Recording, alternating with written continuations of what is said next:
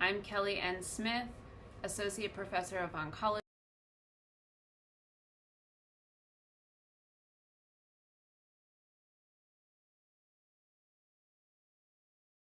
Huge thank you to the folks at LabRoots for inviting me to speak here today, and I'm very excited to share our work with you. Here are my disclosures.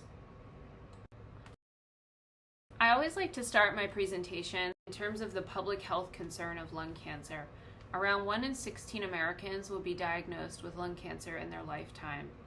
10 to 15% of these are in patients who have never smoked, and it can affect anyone regardless of gender or ethnicity. It affects men and women around equally. 361 Americans die of lung cancer every single day, which is the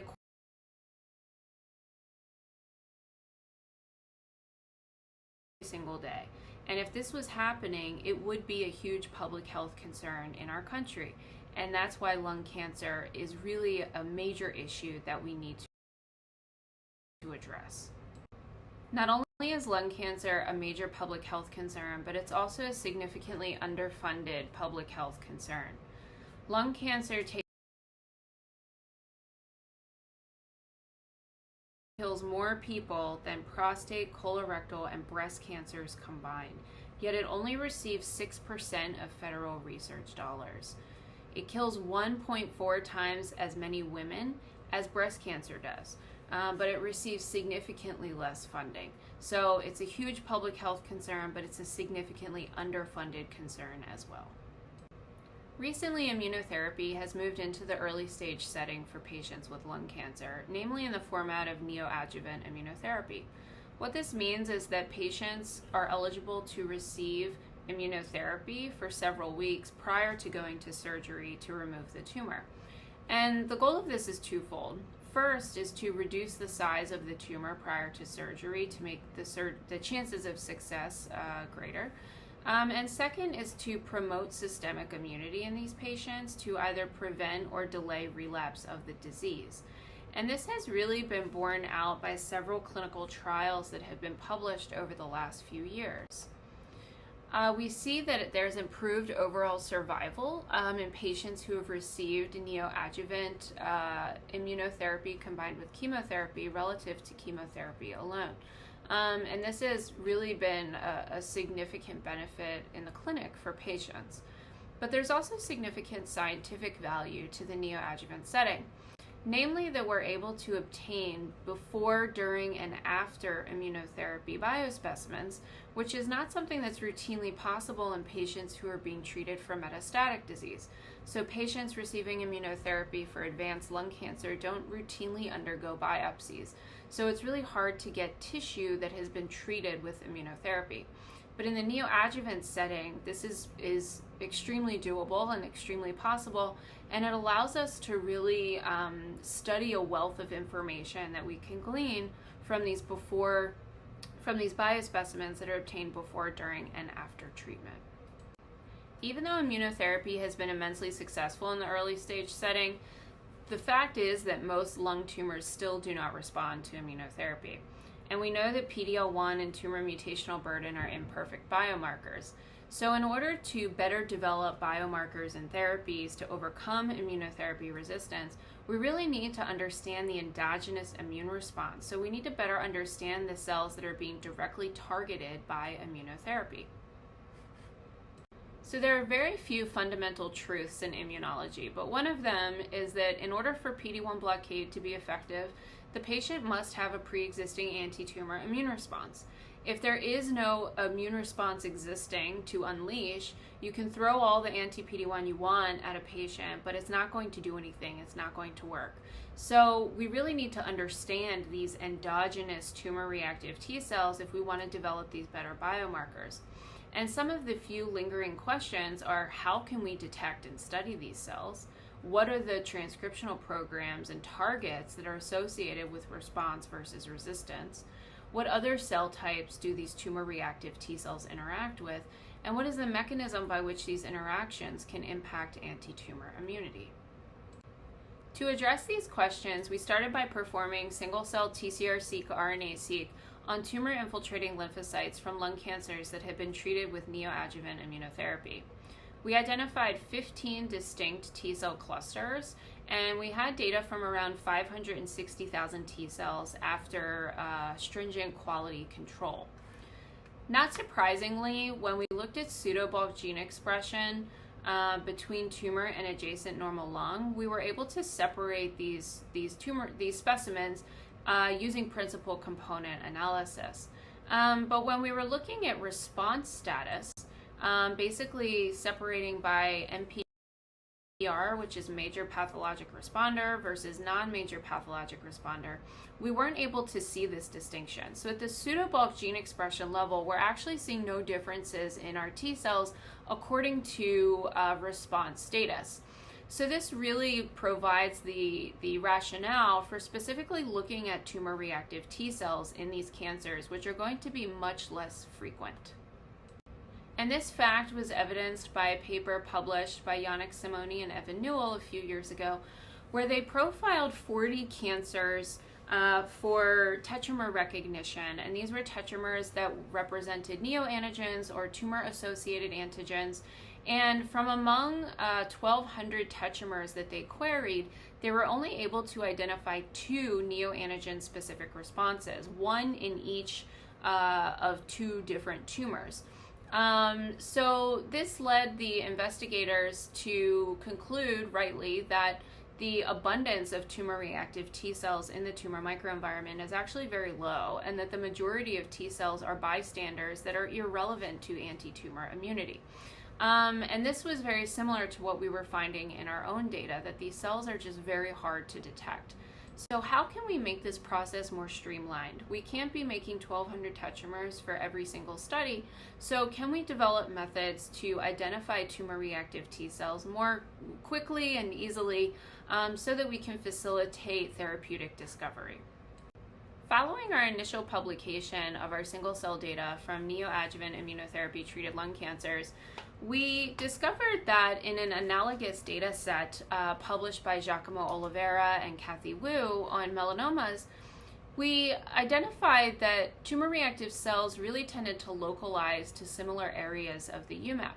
Now, what we're showing here on the left are tumor-reactive TIL, which are shown in red. So these are specific for MANAs, or mutation-associated neoantigens. These localize to a cluster that we call tissue-resident memory. Whereas in the Oliveira Nature study, the tumor-reactive T cells localize to a cluster they called terminally exhausted. But when we actually look at the genes expressed by these cells, it turned out that they're actually very similar in their gene expression programs. So we call them different things, but effectively these cells look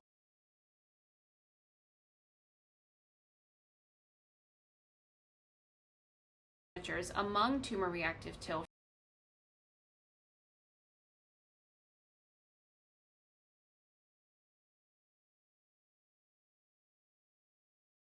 Therefore, ran both of these data sets through a standard pre-processing and quality control pipeline and integrated them into the same UMAP. And what we can see, as shown here, is we're really seeing localization of the tumor-reactive cells, or neo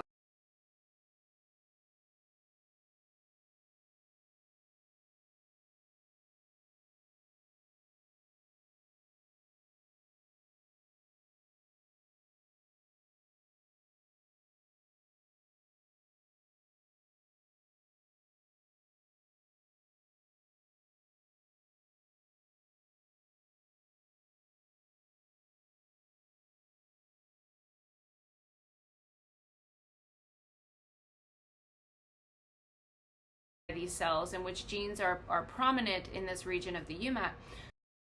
We found that these cells express high levels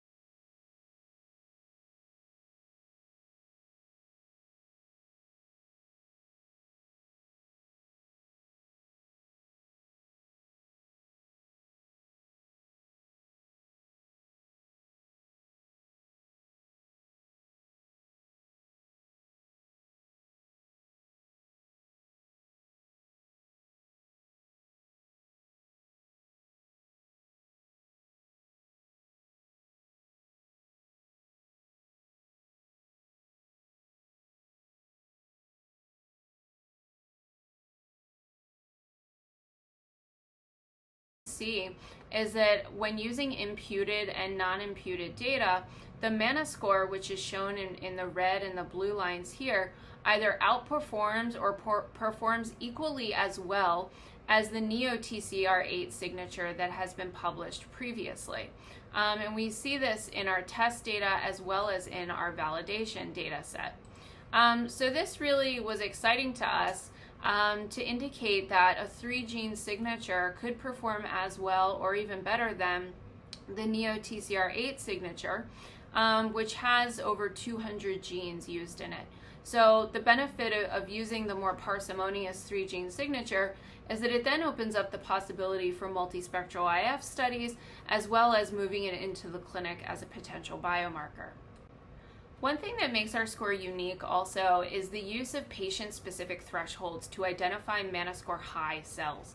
As you can see here, we really have a range of MANA scores within individual patients. So just to orient you, the x-axis is each individual clone that is found within the tumor of these two patients. So we have MD01005, MD01010. These are two different patients.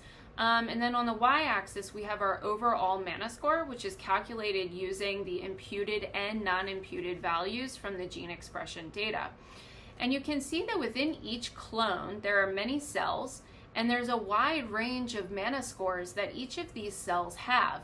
And so not only is there intraclonal heterogeneity, but there is heterogeneity within individual patients, right? Some of these clones have higher MANA scores than others, but then you also have interpatient heterogeneity, so between different patients. And I should mention that MD01005 was a patient with 0% residual tumor, so this was a complete responder. So it's not like the MANA score is some indication of the clinical response, because we would expect this patient to have a higher MANA score. It really just boils down to individual patient biology. So by leveraging this, we're able to set patient-specific thresholds, and I have one example here of a patient where we plot the non-imputed MANA score versus the imputed MANA score, and we set a threshold for each patient based on the last trough in the MANA score distribution. So basically what we're showing here is all of the MANA score high cells. To identify putative tumor reactive cells, we then take the T cells that share a TCR with MANA score high cells. So within a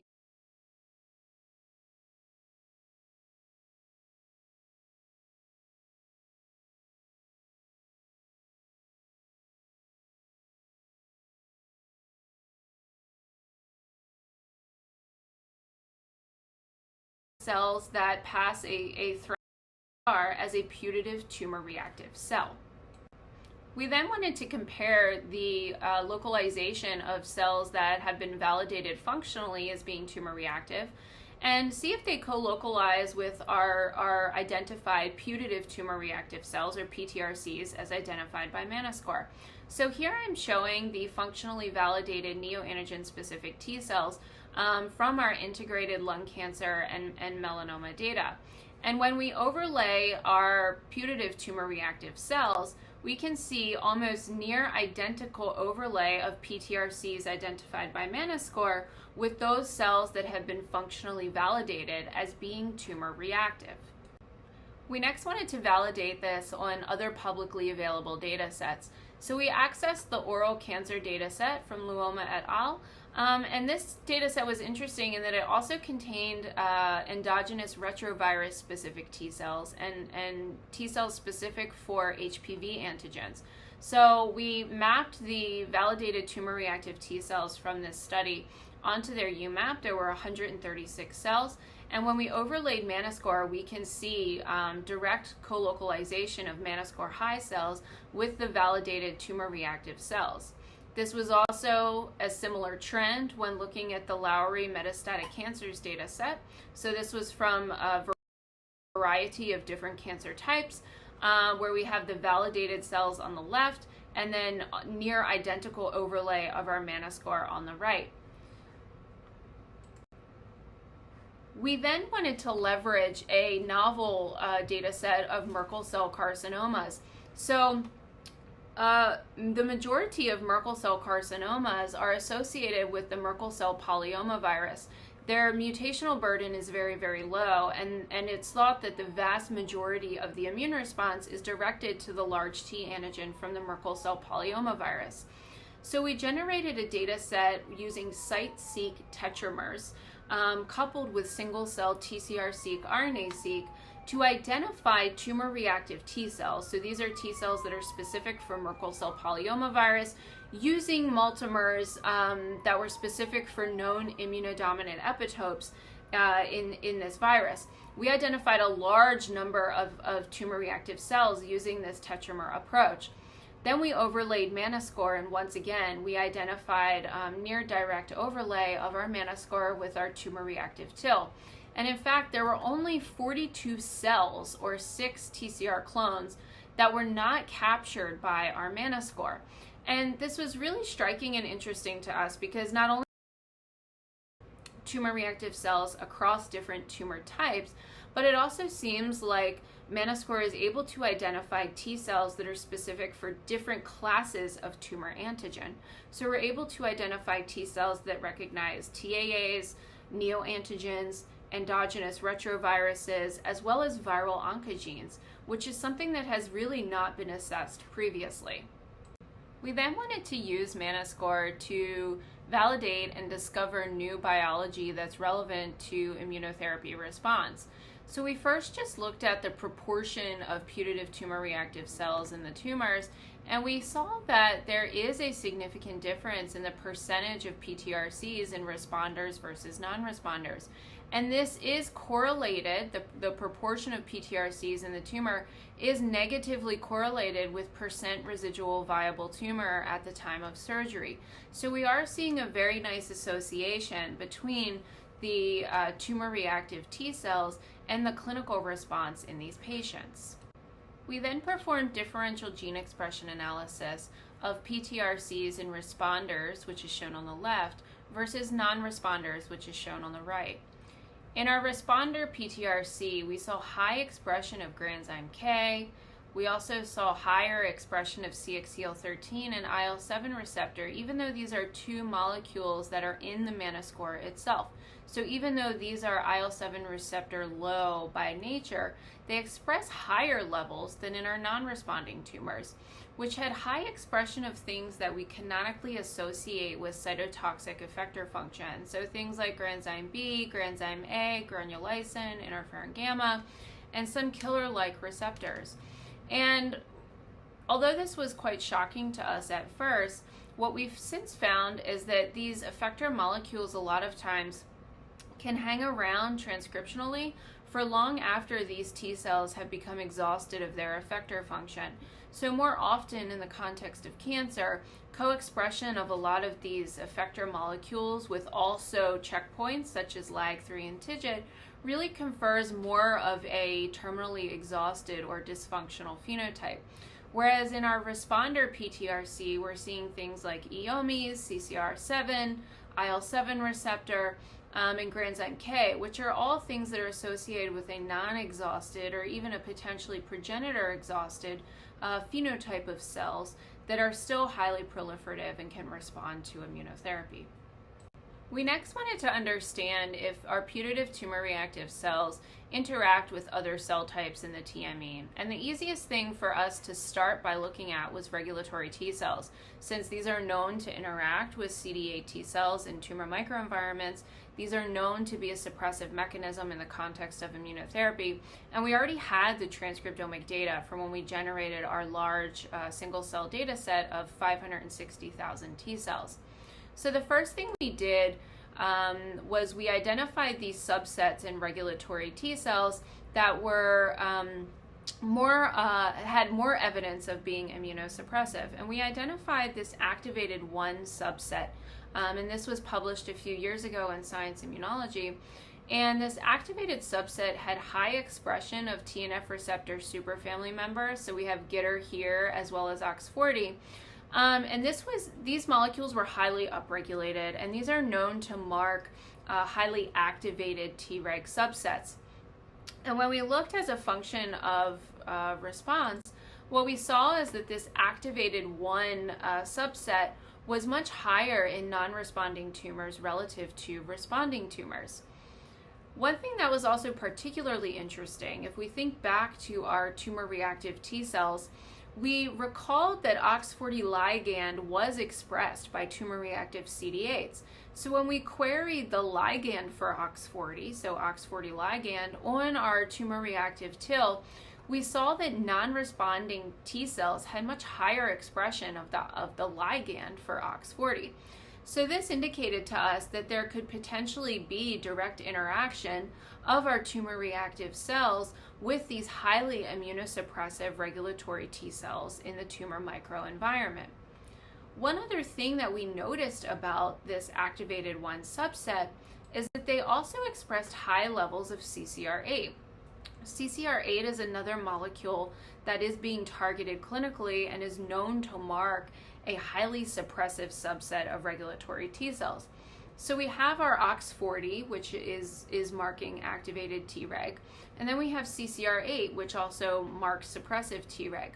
And we had this question of how OX40 and CCR8 kind of interact, or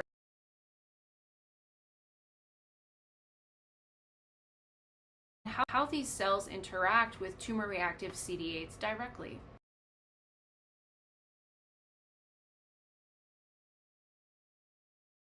Tumors relative to adjacent normal tissue and relative to the periphery, there are still relatively few Tregs that we're able to get from digesting tumors. They make up a small proportion of the cells in the tumor, but they are extremely potent. But in order to profile these with a lot of rigor, we wanted to generate a Treg single cell data set with many more cells than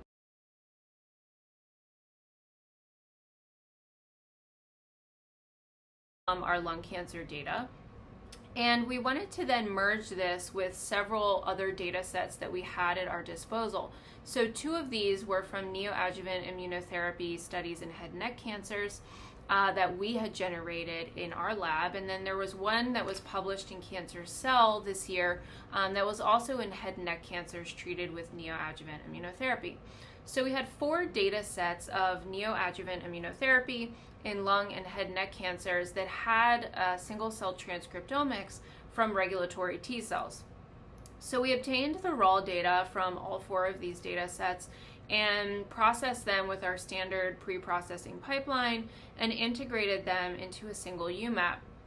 And as you can see here, we were able to get around 141,000 tumor-infiltrating regulatory T cells, which is a very large number of Tregs that we're able to profile at the single cell level.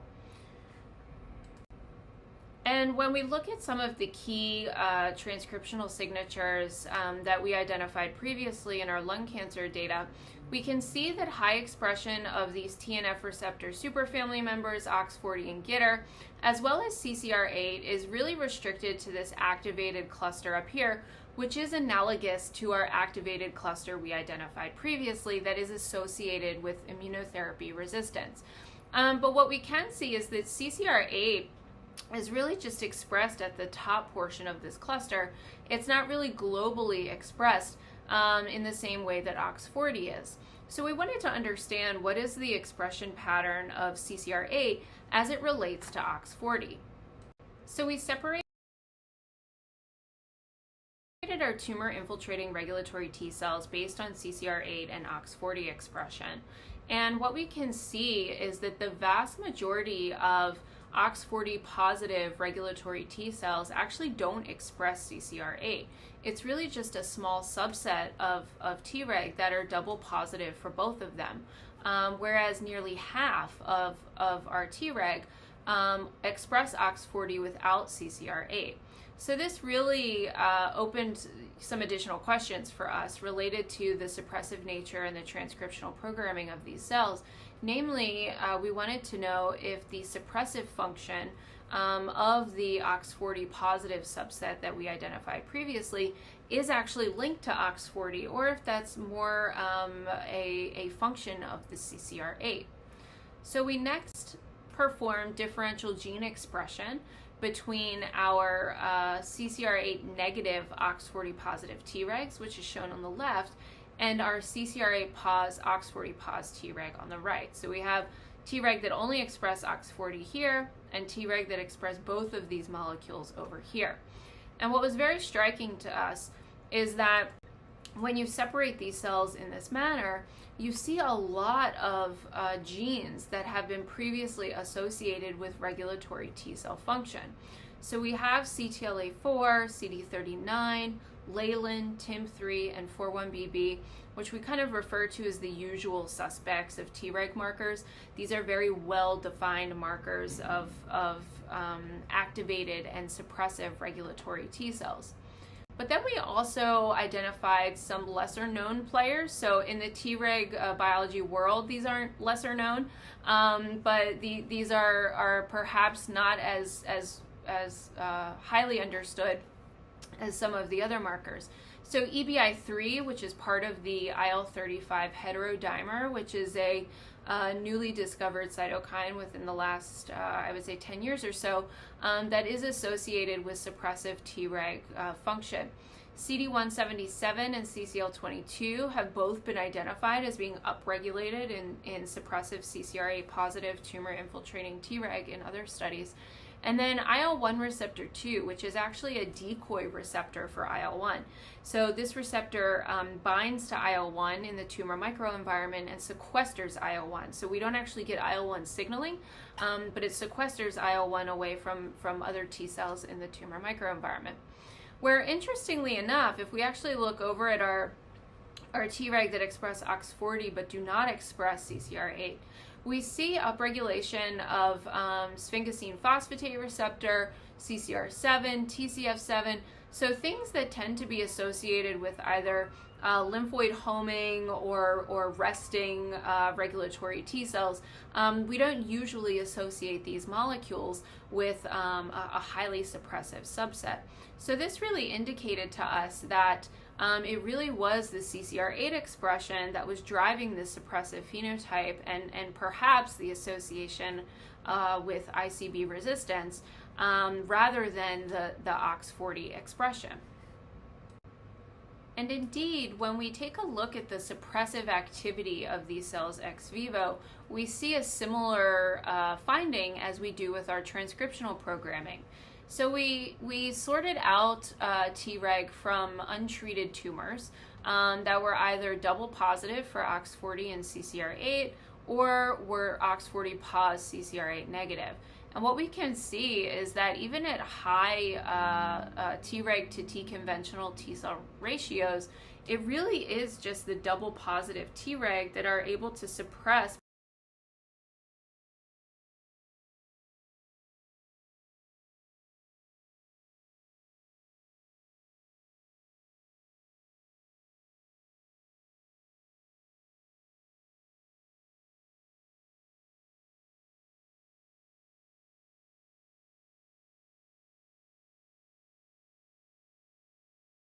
in the tumor. They make up less than 5% of Treg that are really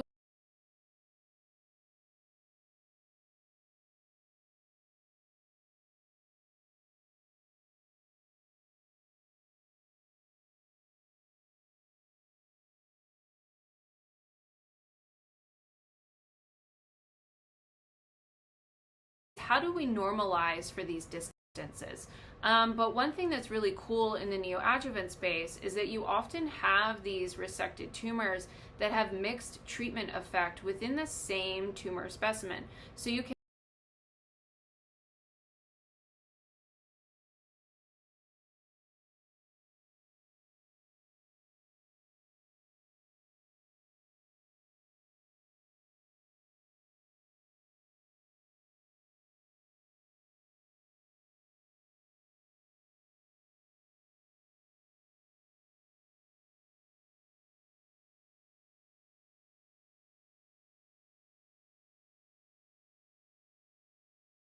OX40 pos, CCR8 pos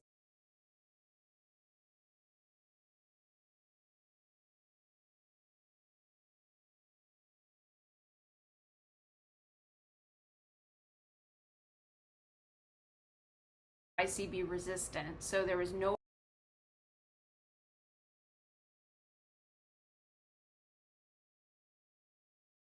are much closer to our putative tumor reactive cells. Whereas if we look in our area of regression, these cells are much further apart, suggesting that this response at the pathological level could be associated with the interaction of our double positive Treg with our tumor reactive T cells. And since immunotherapy directly targets our tumor reactive T cells by blocking PD-1 on their surface, it is conceivable to think that these OX40 positive, CCR8 positive Treg could also be negatively impacting immunotherapy response as well. So we took a look at our merged data sets of four types or four neoadjuvant studies of immunotherapy in lung and head and neck cancers. And what we saw is that in non-responders only, do we actually see an increase in the proportion of these double positive Tregs during immunotherapy treatment. So you can see this stark increase in the percentage of these Tregs in the tumor from before versus after immunotherapy. Whereas in responding tumors, we actually see the opposite trend. We actually see these regulatory T cells going down in frequency at the post-immunotherapy time point. And what's really interesting too is that if you just compare the blue bar versus the blue bar, I'm not showing the statistics here, but prior to treatment, there actually is no difference in these subsets. So it's not just a matter of having an endogenous difference in your double positive Tregs prior to immunotherapy. It actually seems like immunotherapy is inducing these changes in some patients rather than others. And we also see a similar trend when we look at the correlation of this double positive population with the percent residual viable tumor at the time of surgery. So the more double positive regulatory T cells that you have, the more residual tumor you have after immunotherapy treatment. So this really indicates to us that not only are they potentially negatively influencing the tumor reactive T cells, but it also seems like immunotherapy in some patients is actually initiating this expansion of regulatory T cells, and that this could be a mechanism of resistance to immunotherapy in the resectable setting. The obvious question then becomes, what is causing this difference in expansion kinetics as a result of immunotherapy treatment? The first obvious thing that we thought could be playing a role is either PD-1 or PD-L1 expression. When you block the PD-1, PD-L1 interaction, it causes some different levels of expansion. So when we queried our regulatory T cells for PD-1 expression and we queried non-T cells for PD-L1, we didn't see any difference prior to immunotherapy. And I'm not showing that data here, but that indicated to us that at least the level of expression of these molecules was not responsible for the differences that we were seeing in the double positive expansion in non-responders versus the retraction in the responding tumors. So the next thing we thought about was to look at ligand expression for CCR8.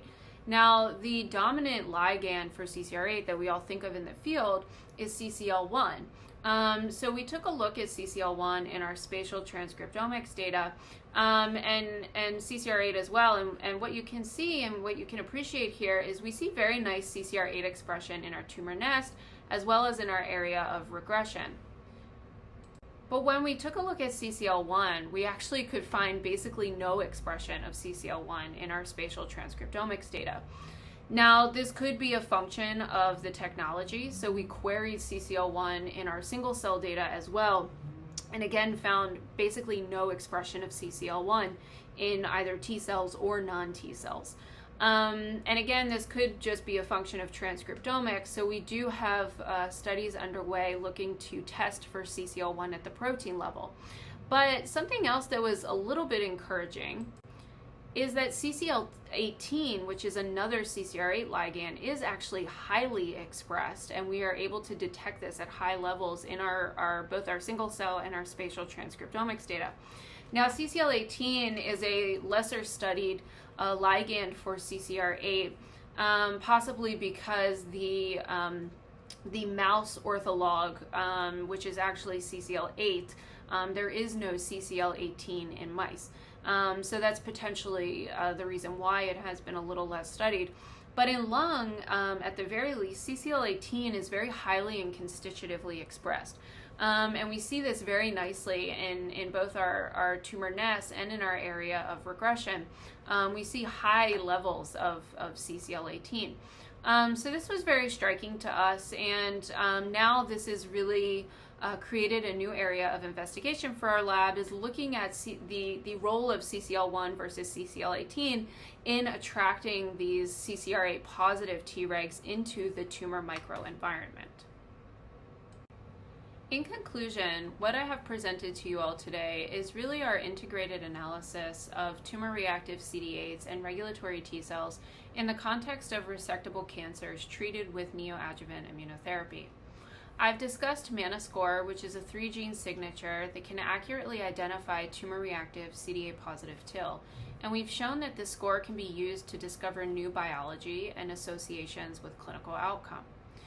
More than half of the OX40 positive regulatory T cells that we find in our data are CCR8 negative, so the vast majority of OX40 positive Treg actually do not express CCR8, and this is consistent across cohorts and across different tumor types.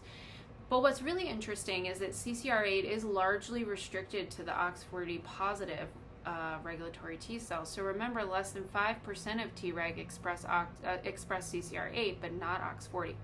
So this is something we really want to explore in the future. We found that CCR8 positive Treg are uniquely immunosuppressive, and that OX40 by itself does not confer the suppressive function. And we want to better understand this mechanism. Potentially it's through IL-1 sequestration, as evidenced by upregulation of the IL-1 receptor 2, or some other mechanism, either TCR dependent or independent. We also found that the double positive Tregs increase in our non-responding tumors during immunotherapy, but we actually see them decreasing in our responder tumors. And this was a very interesting observation for us. And we found the evidence that these double positive Treg could interact with our tumor-reactive CD8s, as evidenced by the OX40 ligand expression on our CD8s. So moving forward, we are currently focused on optimizing MANA score for CD4 positive TIL, since we know that CD4 positive T cells really play an integral role in anti-tumor immunity and in the response to immunotherapy. We want to further understand why these Treg, especially the double positive populations, are responding differently to immunotherapy. So we see them increase in non-responders and decrease in responders. We really want to understand what is behind that. What is the mechanism that's promoting that? We think it could be through some modulation of CCR8 ligand expression.